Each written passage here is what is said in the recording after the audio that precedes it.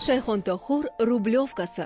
Huvaydo mahallasi yaqinidagi Ipakchilikning yangi mahallasida eng so'nggi katta yer maydoni sotuvga chiqdi. Bu mahallada bundan boshqa katta yer sotuvda qolmagan va bu eng oxirgi imkoniyat. Maydoni 32 sotix, 4, 8 yoki 16 sotiqdan qilib qismlarga bo'lib olish mumkin. Kadastr tayyor, notarius orqali darhol rasmiylashtirsa bo'ladi. Ushbu yerning afzalliklari: o'zbekona mahalla, masjidlar, ziyoratgohlar yaqin. Yangi zamonaviy parkdan atiga 20 metr masofada.